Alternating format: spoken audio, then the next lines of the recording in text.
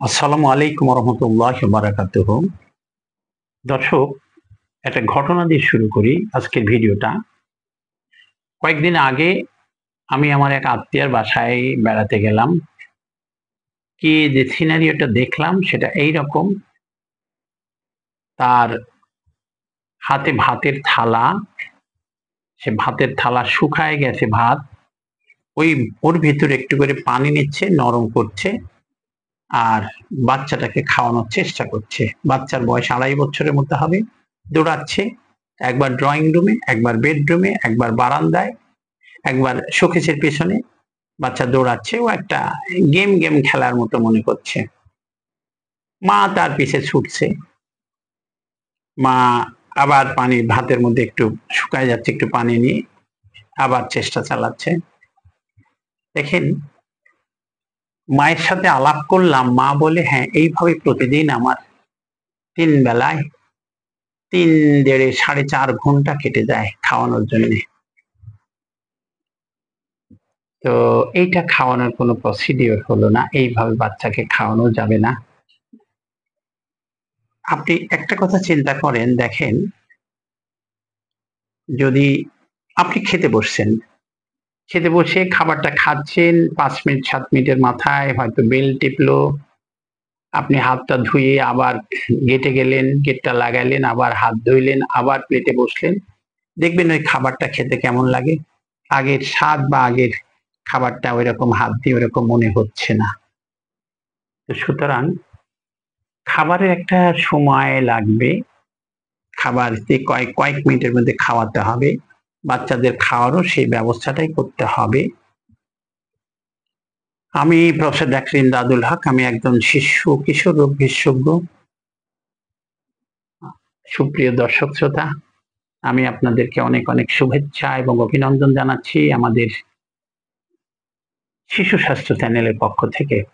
আজকে বাচ্চার খাবার কিভাবে খাওয়াবো, কতটুকু সময় ব্যয় করব, এই সিনারিওটা থেকেই বুঝলাম যে কাজটা মা ঠিক করছেন না। অনেক মাকে আবার দেখি টেলিভিশনের সামনে বাচ্চাটা দেখছে কি, কার্টুন দেখছে, মা গলার মধ্যে ঢুকাই দিয়ে দিল, চলে গেল। কি খাইলো বাচ্চা টের পাইলো না। অনেকে মোবাইলে চলছে, বাচ্চা গেম খেলতেছে, বাচ্চা মোবাইল, টাচ মোবাইল হাত দিয়ে নাড়ছে, মা আবার ভিতরে ঢুকাই দিল, চলে গেল। কি খাইলো দেখলেন না।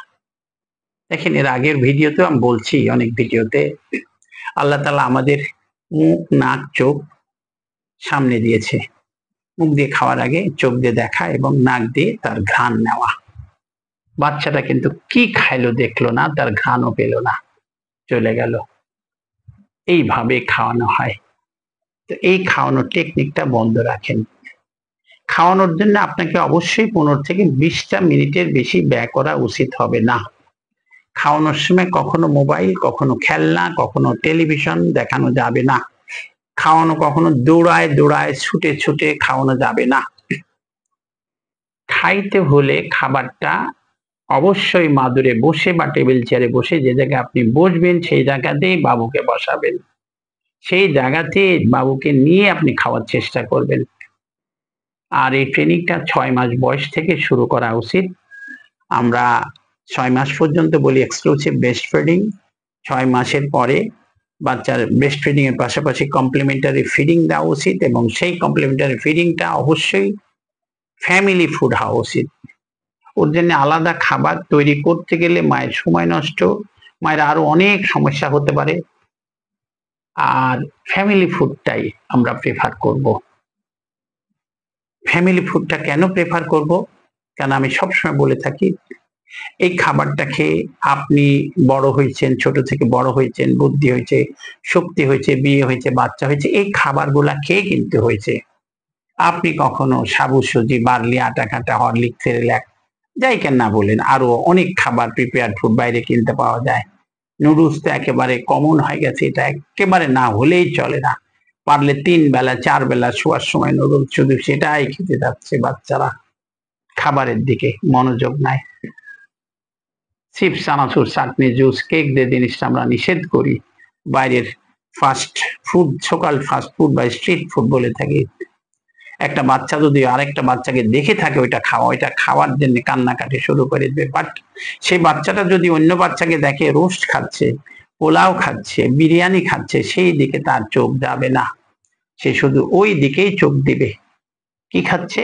ওই যে বাইরের সকল ফাস্ট ফুড বা যাকে বলি আমরা স্ট্রিট ফুড, সেই ফুডের প্রতি নেশা।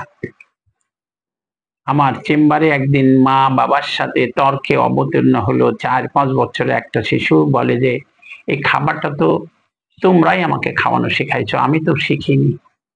সুতরাং এই কথাটাই আমি মাদেরকে বাবাদেরকে বলি যে 6 মাস পর থেকে বাবুকে ওই খাবার দিক তাকাতে দেবেন না।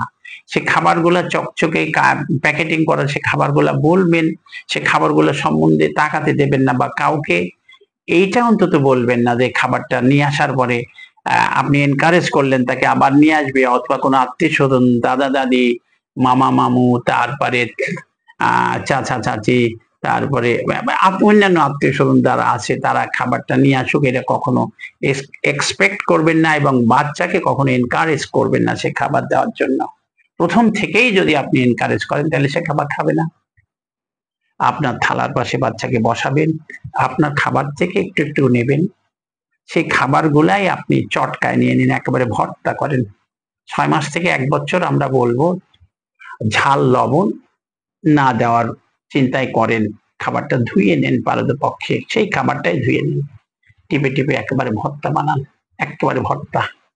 ভাত যা নেবেন তার থেকে বেশি মাছ নেওয়ার চেষ্টা করেন, মাছটা ভালো কাঁটাবিহীন মাছ, অনেক মাছ পাওয়া যায়, পাঙ্গাস মাছ পাওয়া যায়, শিং মাছ পাওয়া যায়, পাবদা মাছ পাওয়া যায়, কাঁটাবিহীন মাছ, সেটাই টিপে টিপে একটু একটু করে একেবারে প্রথম দিকে একেবারে একটু তরল তরল ভাব থাকে, আস্তে করে আঙ্গুলে করে নিয়ে আপনি জিবার আগায় এবং ঠোঁটের ভিতরের দিকে একটু টাচ করে দেন, দেখেন কেমন লাগে। যদি গিলে খায় তারপরে আবার দেন, আবার দেন। প্রথমে দিলে উল্টি করতে পারে, বমি করতে পারে, এই কারণে ঝাল লবণ দিতে চাচ্ছি না। একেবারে যা আছে সেটাকে ধুয়ে নেবেন। আপনার পরিবারের রান্না খাবারটা, পরিবারের রান্না খাবার ছাড়া অন্য খাবারকে প্রেফার কখনোই করতে যাবেন না। এই খাবারটা খেয়ে ওকে থাকা লাগবে, বড় হওয়া লাগবে, এই খাবারটা খেয়ে আপনার মতো হতে হবে। সুতরাং এই খাবারটাকে সব সময় প্রেফার করবেন।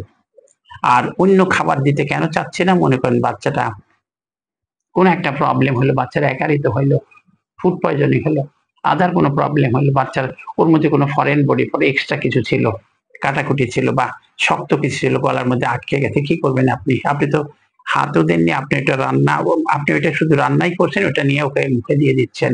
সুতরাং এর মধ্যে যাবেন না, এর মধ্যে কখনোই যাবেন না। পারিবারিক খাদ্য প্রথম থেকে শুরু করবেন, 6 মাস থেকে 1 বছর, 3 বেলা লাগবেন। 1 বছরের পরে আপনি 5 বার শুরু করেন, সকাল দুপুর রাত নিজের সাথে, আর সকাল দুপুরের মাঝে আর দুপুর রাতের মাঝে 2টা স্ন্যাক্স নিজে তৈরি করেন, নিজে তৈরি করে খাওয়ানোর চেষ্টা করবেন, বাইরেরটা দেবেন না। আবারও বলছি, মা যেটা উদাহরণ দিলাম, আমার এক আত্মীয়ের বাসায় উনি যেভাবে খাওয়াচ্ছেন ওইটা প্রসিডিওর না খাওয়ানোর। এইভাবে খাওয়াইলে শুধু সময়টা ব্যয় হবে, আর বাচ্চা এটাকে একটা গেম মনে করবে, একটা খেলা মনে করবে, খাওয়ানো না। আর খাওয়াটা মনে করবে যে ওইটা মায়েরই কাজ। আর কখনো তুলে 1 বছর পরে খাওয়ানোর চেষ্টা না করাই উচিত। ও নিজে নিজে খাওয়ান, এনকারেজ করেন, এবং 2 বছর হলে আর কখনোই না, নিজেই খাবে, কখনো তুলে খাওয়াতে যাবেন না। দেখবেন আপনার বাচ্চা ভালো থাকবে, আপনার বাচ্চা সুস্থ থাকবে। পরবর্তীতে আজকে এই ভিডিও এখানে শেষ করছি, পরবর্তীতে আবার কোনো ভিডিও নিয়ে দেখাবো ইনশাআল্লাহ। সে পর্যন্ত আপনারা সুস্থ থাকেন, ভালো থাকেন। আল্লাহ হাফেজ। আসসালামু আলাইকুম রহমতুল্লাহ।